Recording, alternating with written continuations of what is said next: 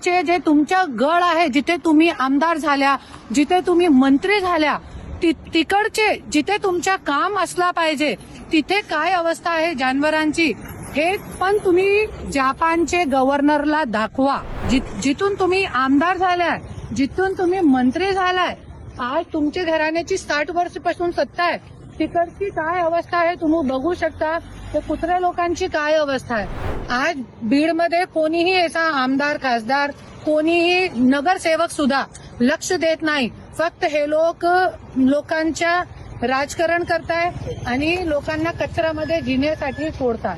पंकजा पालवे ताई, काल तुमचे घरामध्ये भेटीसाठी जपानचे गव्हर्नर आले होते आणि तुम्ही सांगितलेलं आहे की तुम्ही पर्यावरण संरक्षणासाठी त्यांच्यासोबत मीटिंग केली आणि तुम्ही जपानमध्ये जाऊन त्यांच्यासोबत मीटिंग करणार आहे पर्यावरण वरती.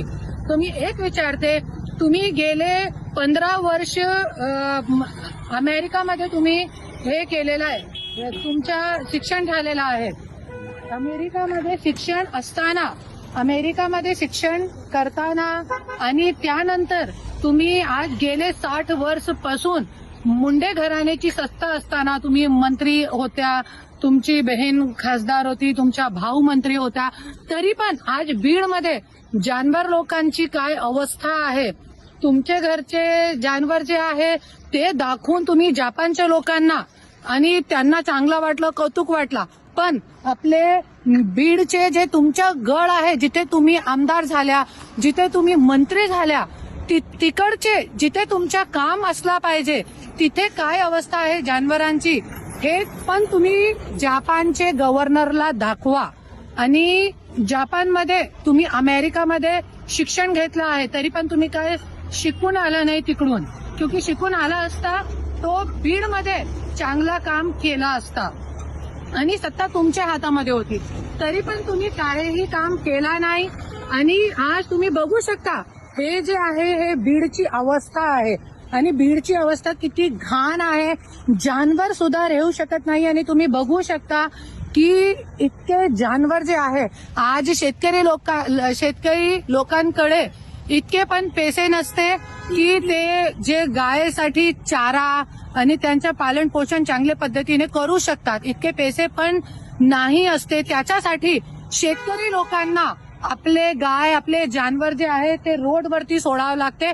आणि तुम्ही बघू शकता की जानवर लोकांना, गाय लोकांना आपल्या जे कचरा कुंडीमध्ये मूग टाकून कचरा खाव आणि जीवन आपला व्यापन करावं लागते.